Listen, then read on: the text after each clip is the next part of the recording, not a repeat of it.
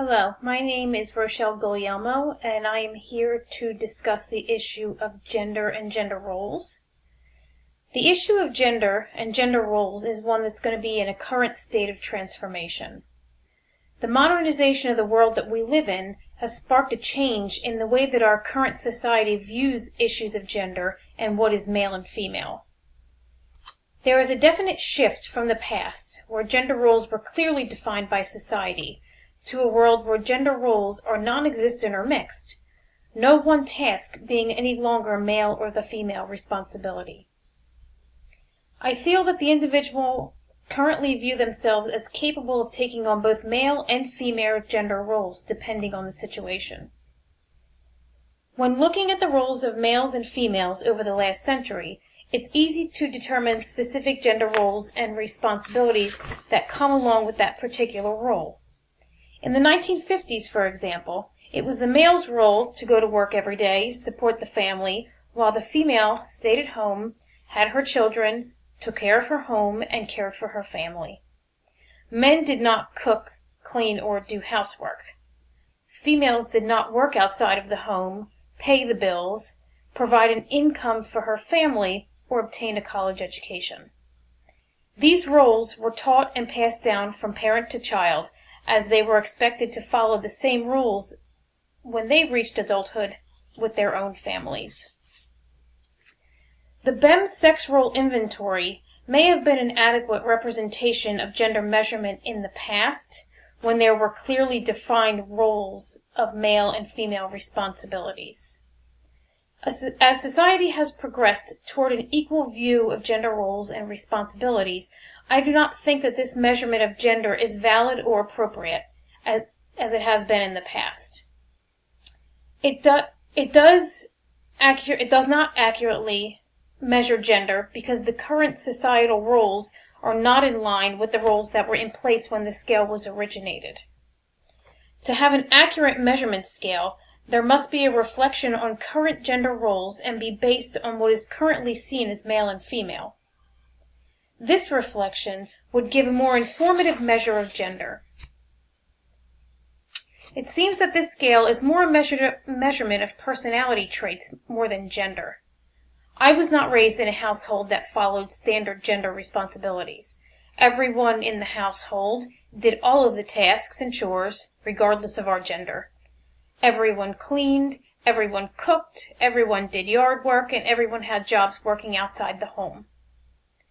This scale is a valuable indicator of a person's personality traits, showing behavioral tendencies and the way in which we handle situations and respond. These behaviors and responses may not be a reflection of our gender, but a reflection of our upbringing and our development of personality traits, which may be viewed more prevalent in one gender than another. Gender should never be measured as a dichotomous variable. Gender is fluid and cannot be measured as an absolutely male trait or an absolutely female trait.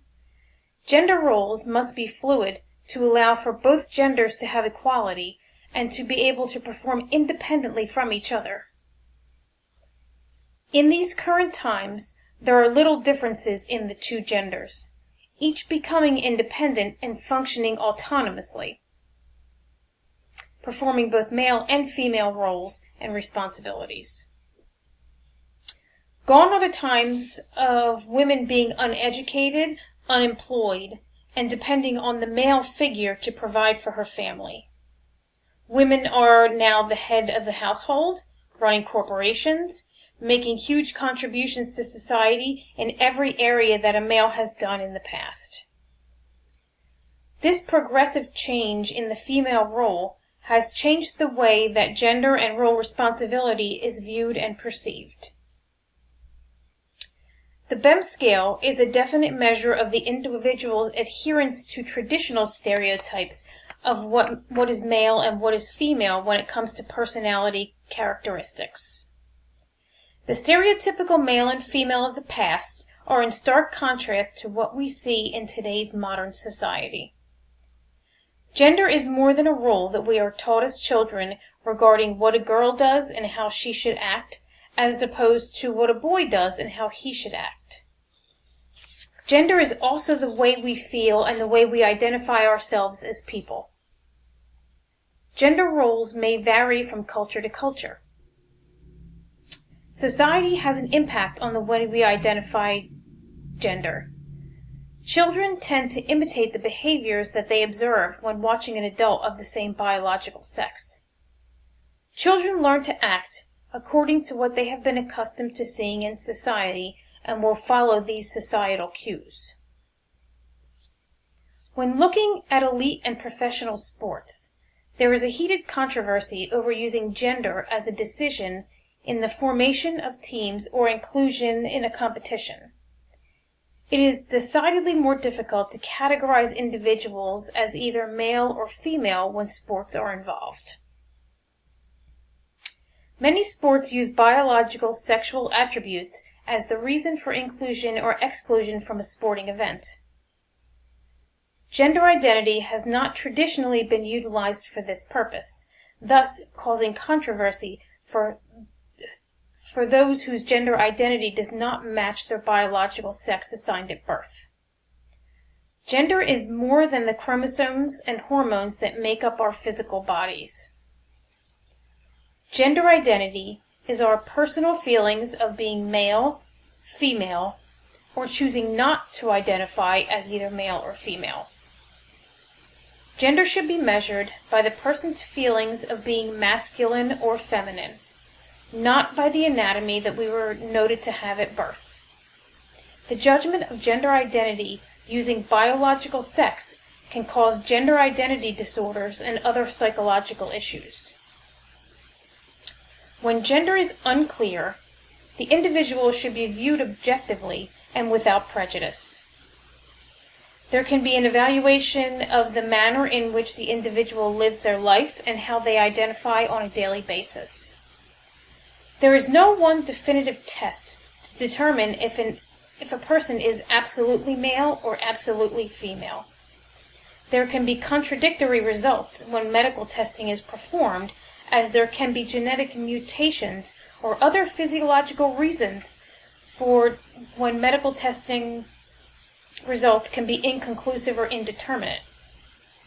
We cannot be discriminatory against individuals who do not identify with their assigned sex. We must evaluate each situation individually to ensure there is equal treatment for anyone who wishes to compete in professional or elite athletics. It is unfair to force an individual to compete as a male when the person identifies as a female and vice versa. Asking a female who identifies as a male to compete on a women's team is not appropriate. All athletes should be evaluated and placed on an appropriate team using their gender identity, talent, and sporting abilities. Thank you for your participation.